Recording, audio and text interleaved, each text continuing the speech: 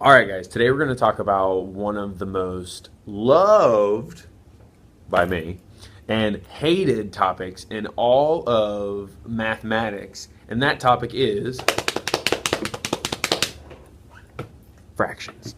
So fractions don't have to be scary. Everybody thinks all the time that fractions are so scary, but people understand decimals and then they get scared of fractions.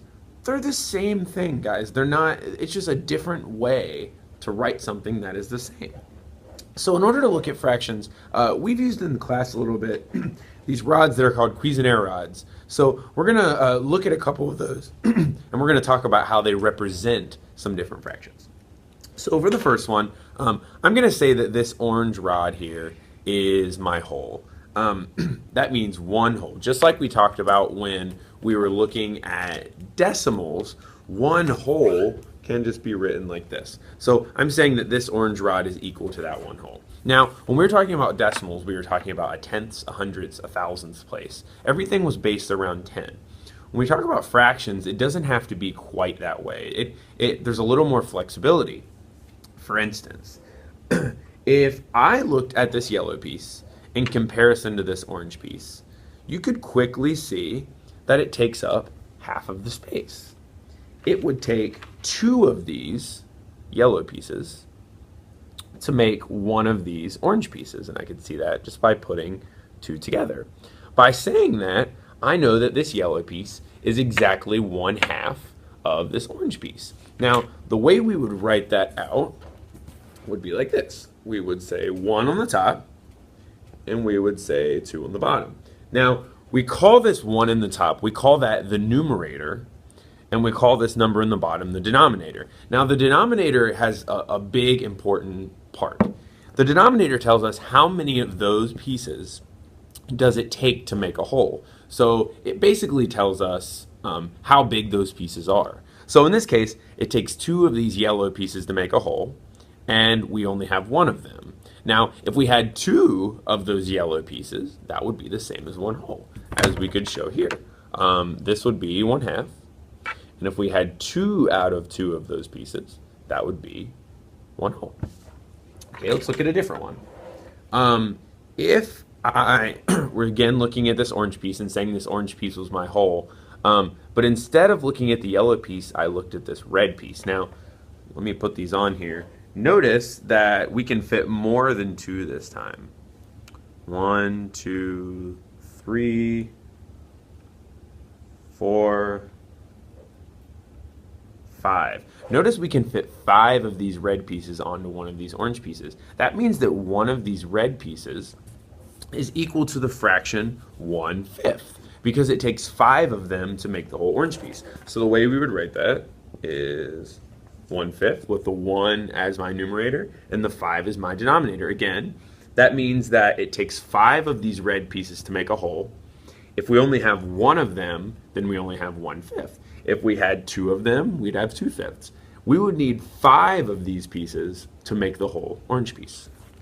Okay, and the last piece we're going to look at is this white piece here, and we're going to again look at it in comparison to this orange.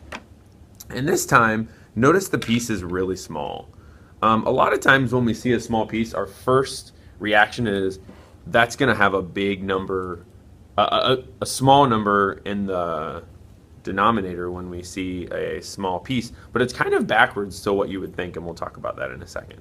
So if we keep putting these on here, notice it takes a lot of them because, oh, I knocked them all over. It takes a lot of them because it's a really small piece. So let's see how many of these it takes. It's going to take exactly, this last one here, it's going to take exactly 10 of these white pieces to make one of these orange pieces. Because it takes 10 of them, we know that that white piece is equal to 1/10. And again, it would take 10 of them to make a whole. If we have one of them, we have 1 out of 10. So we know that's a pretty small piece because it takes 10 of them and we only have 1 out of those 10. Now, we can look at fraction in comparison to other fractions. For instance, I knew that this red piece was 1/5, and I might say, well, how many of those white pieces does it take to make a red piece? And I could figure out that 1/5 is equal to 2 of these 10th pieces. So we'll start to talk about that when we're making common denominators. But before we end this, I just want to show you one more thing.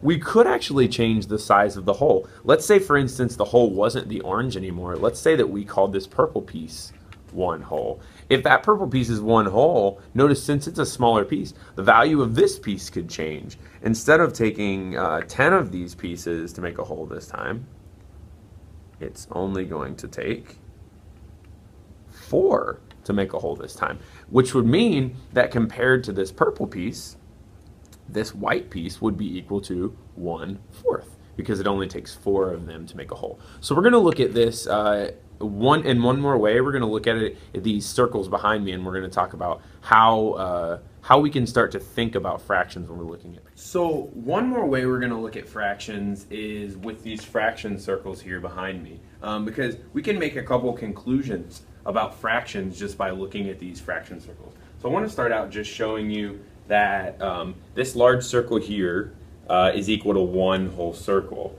If this is equal to 1 whole circle, we're saying that this, dropped it, this pink one here is equal to half of that. Notice the way 1/2 is written. The 2 is in the denominator because it takes 2 of these pieces to make 1 whole circle, and we only have 1 of them in this case. We could continue with 1/4 would look like this.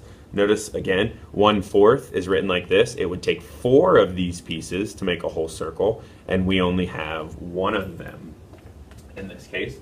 And we could go all the way down to, for instance, smallest piece I have here is 1/12.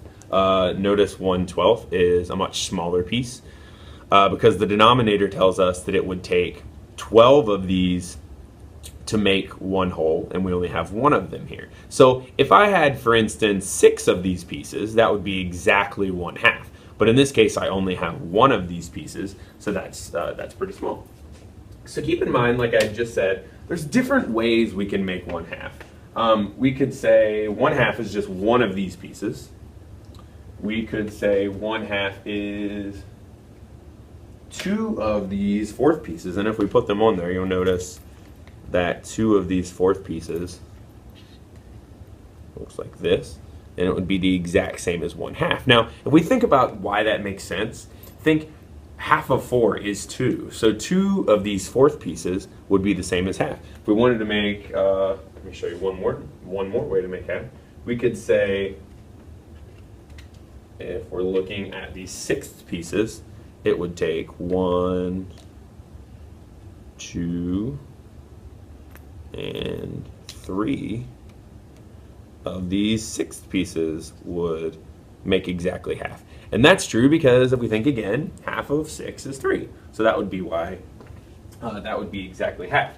Now, as we're thinking about these, one thing I want you to keep in mind is that, and you may have already noticed this, as the denominator in a number gets bigger, those pieces are getting smaller. What I mean by that is, for instance, here we have a pretty big piece. It has a 2 in the denominator.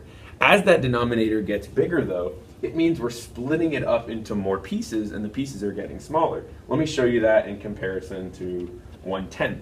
A lot of people think that 1/10 is bigger than 1/2, but if you think, but just because they look at this 10, but if you think of it, we're splitting this whole up into 10 pieces, versus here we're only splitting it up into 2 pieces. So 1/2 is much bigger than 1/10. As that denominator gets bigger, your pieces get smaller. Now that doesn't mean that that your fraction is always small if you have a big denominator, because you could also have a big numerator. In this case, though, we're just looking at 1 of each of these pieces, so keep that in mind. So as you're looking about fractions, think visually what that would look like, and I think that'll help you to kind of decide how big that fraction is. In upcoming videos, we're going to be talking a little bit more about making common denominators.